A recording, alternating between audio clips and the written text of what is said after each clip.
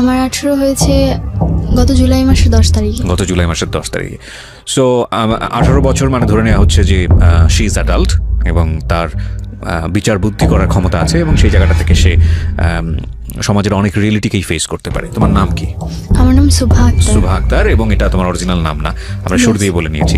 এটা এই কারণেই বলছি যে সুভা এবং ওর ভয়েস এই দুটো যদি অন্য কারোর সঙ্গে মিলে যায় সেটা অবশ্যই আমি বারবার বলবো যে this is not real thing, কারণ আজকের স্টোরিটা অনেক সেন্সিটিভ এবং এই দুটোই এখানে পরিবর্তন করা হয়েছে। সো ওর রিয়েল পরিচয় সব কিছুই আমরা গোপন রাখছি। অ্যান্ড মোস্ট ইন্টারেস্টিংলি ওর কিছু স্ন্যাপ মানে ছবি আমরা আমাদের ইউটিউবে দেবো, এছাড়া তেমন করে কোথাও আসবে না। আমাদের ইউটিউবের ঠিকানা হচ্ছে www.youtube.com/dfm904। আমি আবারও বলছি www.youtube.com/dfm904। ঢাকা FM 90.4 নামে চ্যানেলটি আছে, ওখানে গিয়ে আপনি অবশ্যই সাবস্ক্রাইব করে নোটিফিকেশন অন করে রাখুন। আমরা অনুষ্ঠান চলাকালীন সময় যে কোনো সময় পুরো অনুষ্ঠানটি ওখানে আপলোড করব। ওকে, এবং সেখানে আমাদের সুভার কিছু ছবি ওখানে থাকবে। জন্ম জেলা কোথায় তোমার? আমার ঢাকাতেই। ঢাকাতেই তুমি জন্ম হয়েছো, এখানেই বড় হয়েছে? হ্যাঁ। ওকে, ঠিক আছে, শুরু করো। তুমি কেন ফিল করলা, তার আগে বলো তো, আমি তোমার স্টোরিটা কিছুটা জানি। কেন ফিল করলা যে এই ধরনের গল্প তুমি সিক্রেটসে এসে বলবা? আমি এই কারণে বলতে চাচ্ছি যে আমাদের সমাজে এমন অনেক মেয়ে আছে যাদের পরিবারে এরকম অনেক ঘটনা ঘটছে, কিন্তু সবাই কিন্তু বলতে পারছে না। আবার অনেক সময় আবার অনেক সময় হচ্ছে যে অনেকে জিনিসগুলো ফেস করে মেনে নিচ্ছে, আবার অনেকে খারাপ পথ বেছে নিচ্ছে। সো তার চেয়ে যদি কেউ আমার কথাটা শুনে নিজের বুদ্ধি খাটিয়ে যদি কোনো ভালো কিছু করে, অন্তত তার জীবনে কিছু পরিবর্তন আসতে পারে। সো তুমি এই পার্সপেক্টিভ থেকে এটা বলছো। এখানে একটা বিষয় অবশ্যই খেয়াল রাখবেন প্রিয় শ্রোতা, ও যে বিষয়টা নিয়ে আজকে এখানে এক্সপ্লোর করতে যাচ্ছে এটা অত্যন্ত সাহসী একটা পদক্ষেপ আমি বলবো, কিন্তু এটা থেকে আসলে বের হওয়ার জন্য কোনো রিমেডি আছে কিনা সেটা আমরা পুরো স্টোরিটা শোনার পরে সবাই মিলে ডিসকাস করতে পারি। চলো শুরু করো একেবারে ছোটবেলা থেকে, যেখান থেকে তুমি বলতেছো। আমরা ব্যাকগ্রাউন্ডে থাকবো প্রথমে। আমার আজকে 18 বছর বয়স। আমি ছোটবেলা থেকে বড় হয়েছি ঢাকাতেই। আমার জন্ম হবার 3 মাস পর আমার বাবা বাইরে চলে যায়। জি। দেন 3 তুমি কি বড় সন্তান? হ্যাঁ, আমি আমার ফ্যামিলির বড়। কয় ভাই বোন তোমরা? আমরা 3 ভাই বোন, আমি সবার বড়। আমার ছোট 2 ভাই আছে। ছোট 2 ভাই আছে, ওকে। তো বাবা চলে যায়, তো তখন আমি অবশ্যই ছোট ছিলাম। আমার মুখে যতটুকু শোনা যে আমি বাবা আর মায়ের দিক থেকে খুব সেন্সিটিভ ছিলাম। আমার বাবার একটা ছবি ছিল বাসায়, আমি আমার বাবার ছবি ছাড়া কাউকে বাবা বলতাম না। ওকে। এমনকি আমার চাচা ছিল, কাকা ছিল, তারাও অনেক সময় চেষ্টা করতো তাদেরকে বাবা বলানোর জন্য, কিন্তু আমি কখনোই বলতাম না। আমার বাবার ছবি দেখেই বলতাম যে উনি আমার বাবা। অ্যান্ড 3 বছর পর যখন আমার বাবা বাইরে থেকে আসে, সৌদি আরবে ছিল, যখন আসে তখন আমার বাবার গাল ভর্তি দাড়ি ছিল। অ্যান্ড 3 বছর আগে সে যেমন ছিল বা আমার ছবিতে যেরকম ছিল সেরকমটা ছিল না। দেন আমার মা আমার বাবাকে পরিচয় করে দেয় যে আমি আমার বাবা উনি। তো স্বাভাবিক আমরা মায়ের মুখে শুনেই জানি যে ইনি আমার বাবা, বা আমাদের সাথে যাদের পরিচয় করে দেবে তারাই তাদেরই আমার পরিচয়ভাবে চিনি। তো আমি আমার বাবার ছবি দেখে তার সাথে যখন ফেস মিলাই, দেন আমার কাছে ভালো লাগে না। অ্যান্ড ফেস মিল ছিল না, অ্যান্ড ছোটো ছিলাম, বুঝিনি। অ্যান্ড আমি তাকে বাবা বলে মেনে নিইনি। শুধু তাই নয়, আমি কখনো তাকে বাবা বলে ডাকতামও না। দেন ধীরে ধীরে যখন আস্তে আস্তে বড় হতে লাগলাম, তখন তার ফেসের সাথে বুঝতে লাগলাম যে না, উনি আমার বাবা। দেন মেনে নিয়েছি। অ্যান্ড আমাদের ফ্যামিলিটা খুব ভালোই ছিল। আমি আমার ফ্যামিলির ব্যাপারে কখনোই কোনো কিছু জানতাম না। অ্যান্ড আমি এই ব্যাপারে কখনো কোনো কিছু জানার চেষ্টাও করতাম না। আমার এই ব্যাপারে কোনো আগ্রহ ছিল না, কজ ফ্যামিলিতে সবাই একজন আরেকজনের দায়িত্বে থাকে, কিন্তু তবুও কিন্তু একটা ব্যক্তিগত ব্যাপার বলতে কিছু থাকে। দেন আমাকে ছোটবেলা থেকে আমি প্লে, নার্সারি, কেজি এগুলো আমি আমাদের এলাকার একটি স্কুলে পড়েছি। দেন পরবর্তীতে আমাকে আমার এলাকার বা ডালাতুন নার্সারি স্কুলে ভর্তি করানো হয়েছে। আমি ওখানে পড়াশোনা কন্টিনিউ চালিয়েছি। যখন আমার 7 যখন আমি 7 উঠি, স্বাভাবিক বয়সের খাতিরে মানুষ কিন্তু ভুল করে। তো আমার আব্বু আম্মু আমার সাথে খুব খারাপ আচরণ করে। খারাপ আচরণ করে বলতে কি? খারাপ আচরণ বলতে আমার গায়ে হাত তুলে। কি ছিল ঘটনা? কেন গায়ে হাত তুলে? রিজনটা ছিল যে আমি কেন রিলেশন করছি। কি রিলেশনটা তুমি পড়লে কিভাবে? কি হয়েছে? পড়েছি, আমাকে প্রপোজ করে। ক্লাস 7 এ থাকতে কি প্রপোজ করে? 7 এ থাকতে আমার পাশের বাড়িতে ছিল একজন, ভাড়া থাকতো। তো সে আমাকে যখন প্রপোজ করে, তো আবেগের বশে তাকে আমি যখন অ্যাকসেপ্ট করি, আমাদের রিলেশনে যখন 14 দিন, তখন ফ্যামিলি জানতে পারে। একটু থামাচ্ছি আমি। সেটা হচ্ছে যে পাশের বাড়িতে যে ছিল ও কোন ক্লাসে পড়তো? পড়াশোনা করতো না। ও কি তোমার চেয়ে বয়সে অনেক বড় ছিল? হ্যাঁ, বড় ছিল বয়সে। পড়াশোনা আরো 2-3 বছর আগে ছেড়ে দিয়েছে। আচ্ছা। এন্ড জব করতো। তোমার চেয়ে বয়সে অনেক বেশি বড় ছিল। আচ্ছা, সে তোমাকে প্রপোজ করে? হ্যাঁ। আচ্ছা। তো যখন আমি অ্যাকসেপ্ট করি, আব্বু আম্মু আমাকে তেমন কিছু বলেনি। জাস্ট তোমার আব্বু আম্মু জানলো কিভাবে বিষয়টা? আব্বু আম্মু জানতে পেরেছে আমি আব্বুর ফোন দিয়ে কথা বলছিলাম। আচ্ছা। দেন আব্বুর ফোনে নাম্বারটা ছিল এন্ড রাতের বেলা সে চাচ্ছিল যে আমার সাথে দেখা করবে। আচ্ছা। এন্ড আমার মনে খুব ভয় ছিল, তো আমি ফোনটা সাইলেন্ট করে আমার বালিশের নিচে রেখে ঘুমিয়ে পড়েছিলাম। ওকে। দেন হঠাৎ করে আব্বু ঘুম থেকে উঠে দেখে যে বাইরের লাইট জ্বলছে এন্ড আব্বুর ফোন কাছে নি। যখন সে আমার বালিশের নিচে ফোনটা দেখে, রিসিভ করে ফোন, তো আমি ওখান থেকে, আব্বু কোনো কথা বলে না, কিন্তু অপর সাইড থেকে কথা আসে যে তুমি আমার সাথে দেখা করবে, আর তা নাহলে তোমার সাথে আমার ব্রেকআপ।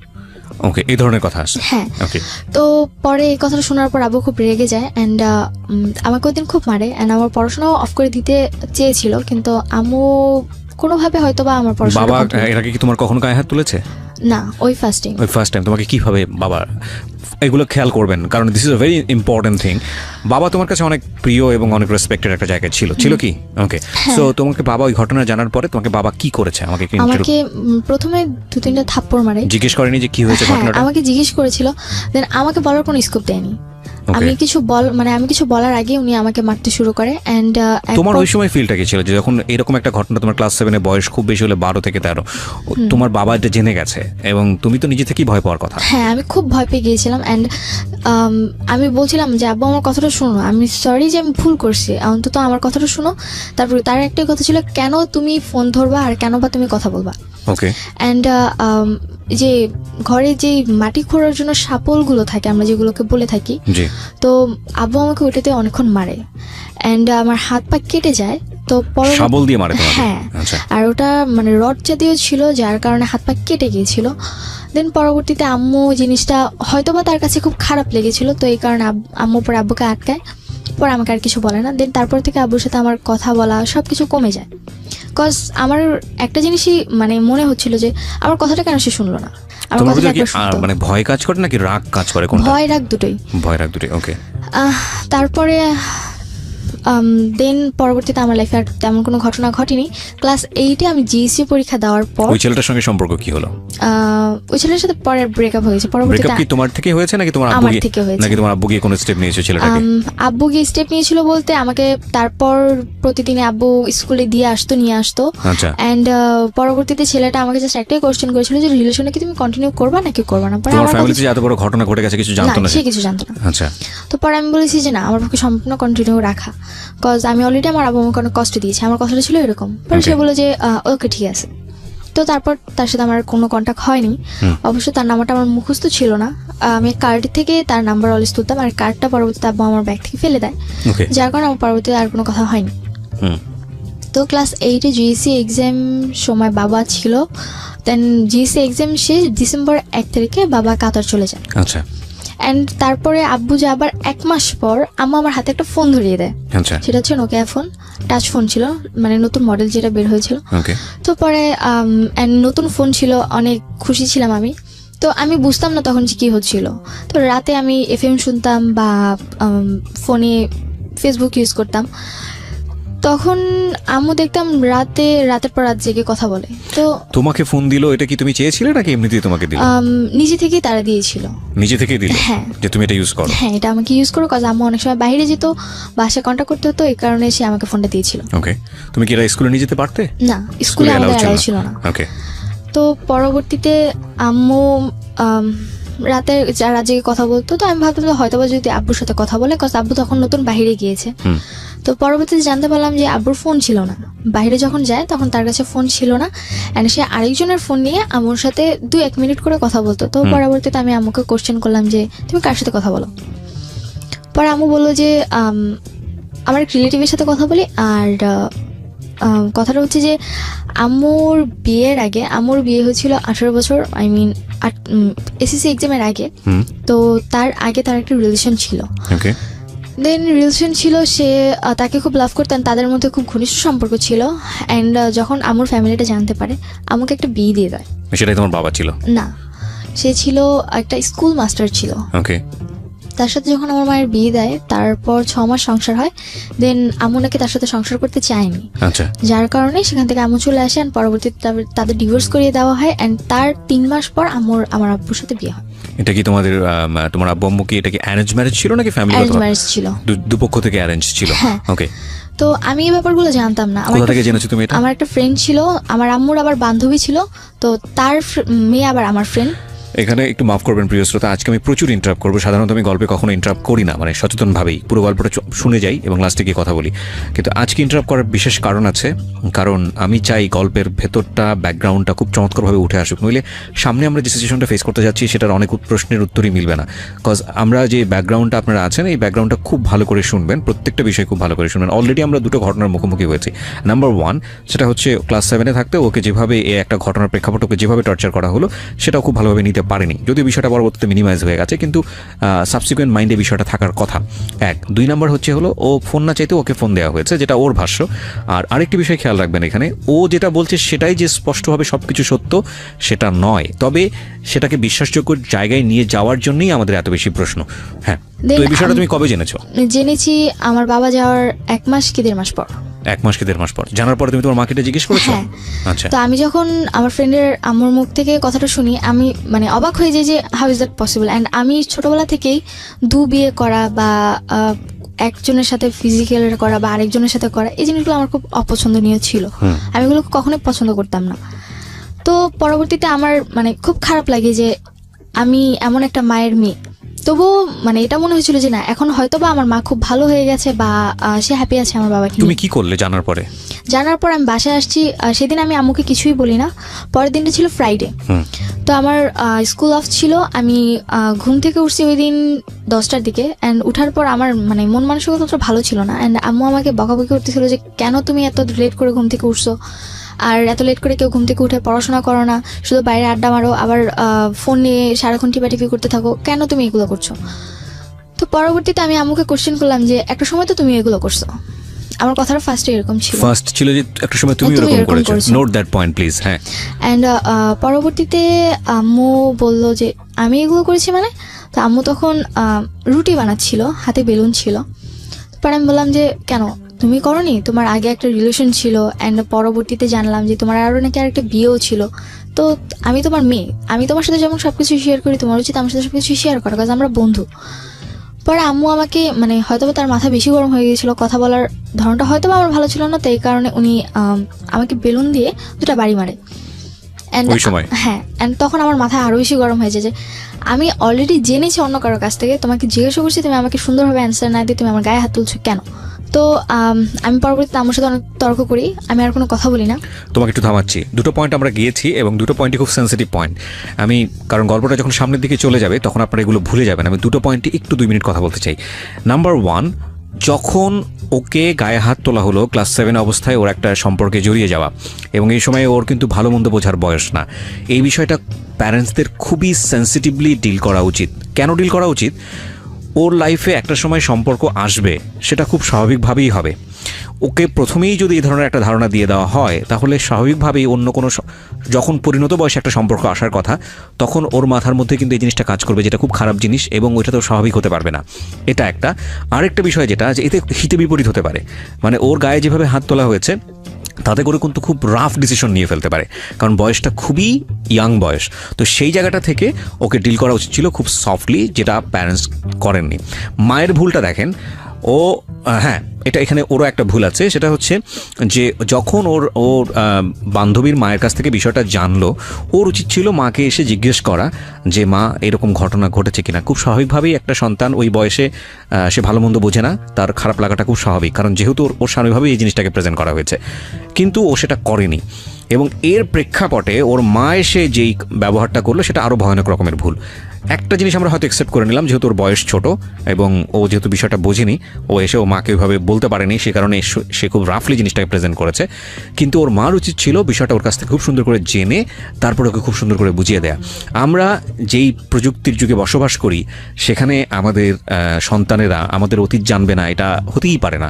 আমাদের অতীত তারা জানবেই। একটা সময় যদি আপনি ভুল করে থাকেন বা কোনো একটা বিপদের মধ্যে পড়ে থাকেন বা যাই কিছু করে থাকেন না কেন, এই প্রযুক্তির যুগে সব কিছু ডকুমেন্ট থেকে যায়, এবং একটা সময় গিয়ে আপনার সন্তান সেটা জানবেই। সুতরাং সেটার জন্য আপনার একটু প্রিপেয়ার থাকা উচিত যে আপনি বিষয়টাকে কত সফটলি আপনি আপনার সন্তানকে খুব সুন্দর করে জিনিসটা বোঝাবেন, যাতে করে তার মানসিকভাবে কোনো ধরনের সে বিপর্যয়ের মুখে না পড়ে। হ্যাঁ বলো তারপর। তারপর থেকে আমার গায়ে হাত সাথে তুললো? হ্যাঁ গায়ে হাত তুললো। পরে আমার সাথে আমার আর কোনো কথা বলি না, আমি রাগ করে আমার সাথে কথা বলি না। কিন্তু ওই প্রশ্নের উত্তর কি দিল তোমার মা তুমি যখন আম্মু বললা এটা? প্রশ্নের পরবর্তীতে আম্মু আমাকে আর কিছু বলেনি, শুধু শুধু এইটুকুই গায়ে হাত বলেছে। তুললো, হ্যাঁ, কি হ্যাঁ বললো? গায়ে হাত তুলেছে, আর পরে এটাই বলেছে যে আমাদের ব্যাপারে তোমার না জানলেও চলবে। Oh this is a big mistake, big mistake. Okay, and এটা বলেছিল যে আমাদের ব্যাপারে তোমার না জানলেও চলবে, অ্যান্ড নিজের লাইফের ব্যাপারে ফোকাস দাও, তোমার ফ্যামিলির ব্যাপারে এত কিছু জানার প্রয়োজন নেই। আমরা এখানে একটা বিরতি নিব প্রিয় শ্রোতা। আজকে আমি প্রথমেই বলে নিচ্ছি আমি অনেক বেশি ইন্টারাপ্ট করব, কারণ স্টোরির প্রয়োজনেই, এবং আপনারা ধৈর্য ধরে শেষ পর্যন্ত শুনবেন। This is a big family crisis. আজকের এই গল্পটা থেকে অনেক ছেলে মেয়েই বা অনেক ফ্যামিলি হয়তো বা তাদের চিন্তাভাবনার জায়গাটা পরিবর্তন করবেন। দেখুন, আমরা সমাজে এত কিছু নিয়ে কথা বলি, সমাজে এত এত প্রবলেম নিয়ে কথা বলি, কিন্তু ঘরের ভেতরে একটা শিশুর সুস্থভাবে বেড়ে ওঠার জন্যে তার যে মানসিক পরিবেশটা প্রয়োজন, এবং একই সাথে বাবা মা শিশুর সাথে কি আচরণটা করবেন বা কোন জায়গাটায় প্রাইভেসি মেনটেন করবেন, বা প্রাইভেসি যদি ওপেন হয়ে যায় তাহলে সেটাকে কিভাবে ডিল করবেন, সেই বিষয়টা নিয়ে কিন্তু কোথাও কোনো আমাদের না আছে এডুকেশন প্রতিষ্ঠানে, না আছে কোথাও সামাজিকভাবে কোনো শিক্ষা। কিন্তু this is a very very important part for our social life এবং ফ্যামিলি লাইফ। সেটার হয়তো আজকে একটা খুব ভালো দিক নির্দেশনা হয়তো আজকের এই এপিসোড থেকে আসবে।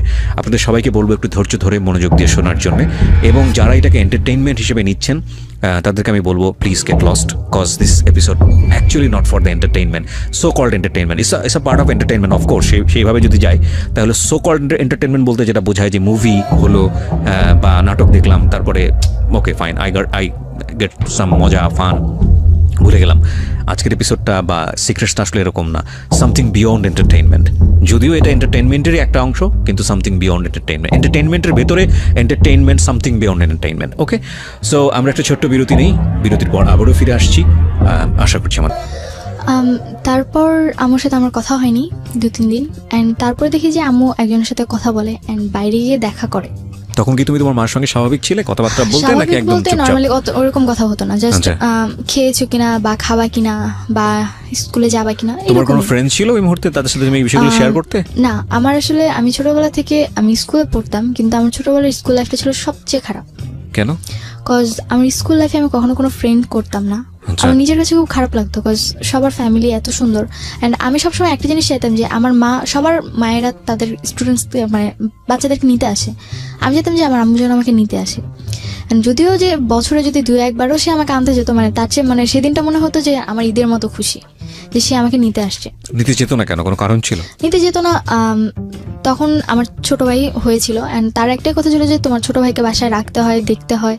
তো আমি বাসায় কি করে কেউ যাবো? ছিল না? না, বাসায় আর কেউ ছিল না। সো তুমি তোমার জায়গা থেকে এটা ফিল করতে, কিন্তু তোমার মায়ের জায়গা থেকেও বিষয়টা লজিক্যাল ছিল। হ্যাঁ, লজিক্যাল ছিল। তো কিন্তু তোমাকে এই সুন্দর কারণে করে আমি কিছু বোঝাতো না বলতাম না। বিষয়টা যে দেখো বাবা আমার এরকম সমস্যা, যে কারণে না, নিতে যেতে এরকম পারে? কখনো বুঝাইনি। মানে আচ্ছা। আমার মায়ের আচরণ ছোটবেলা থেকে অনেক রাফ ছিল, Rough। অ্যান্ড একটা মা উনি তো একটা মানুষের নিম্ন স্তরে যেই বকাবকি করে বা স্ল্যাং, হ্যাঁ কটু কথা বলা। কটু কথা বলে, মানে একটা মানুষের নিম্ন স্তরের চেয়ে নিচু কথা উনি আমাকে বলতো। আমি আগেই বলেছি আজকে আমি অনেক ইন্টারাপ্ট করব।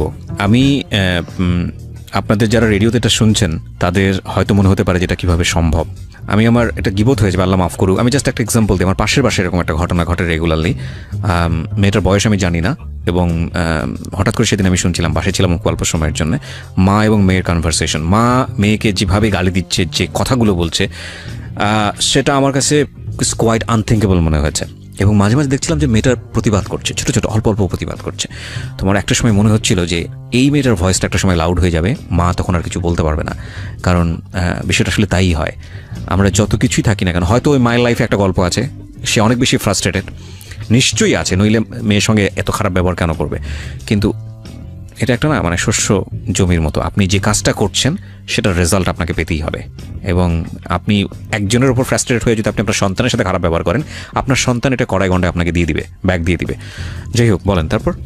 তো আমার সাথে প্রচুর খারাপ ব্যবহার করতো, উঠতে বসতে খেতে বসলে অনেক খারাপ আচরণ করতো, অ্যান্ড মানে মাঝে মধ্যে নিজের কাছে এটা মনে হতো যে আল্লাহ কেন আমাকে বাঁচায় রাখছে, বা আমি কেন মরে যাই না। ওকে। তো এক পর্যায়ে সুইসাইড অ্যাটেম্পের চিন্তা করলাম ওই যে ক্লাস 7 এর থাকতেই? তখন আমি ক্লাস 9-এ Class মানে 9 প্রথম থেকে ভর্তি হয়েছি। ওকে। তো